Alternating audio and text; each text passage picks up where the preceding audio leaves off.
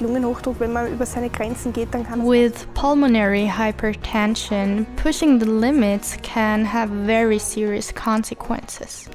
I believe that nothing is more important than health. And by that I mean you just learn not to do those things that hurt you. It just makes sense, doesn't it? Of course, there are situations where you try and then the disease hits back and also shows you who's the boss. You can't do too much when there simply is no more capacity. And I think you've got to find out where your limits are. For some, it's unfortunately much more extreme than it is, thank God, with me at this point.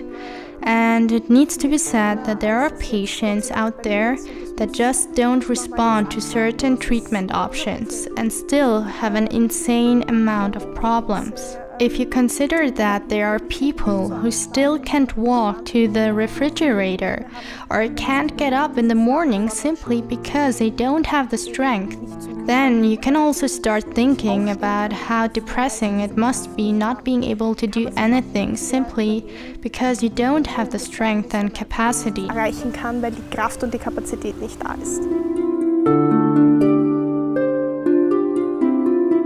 Ich glaube, verschwendete Zeit für jemanden, der krank ist. I think it's a waste of time for someone who is sick to spend too much worrying about their disease in an unhealthy way.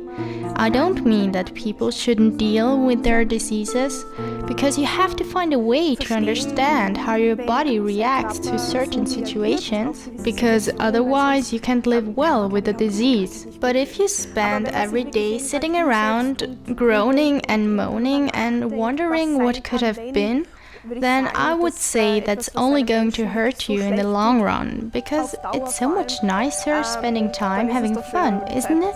Lustiger verbringen kann.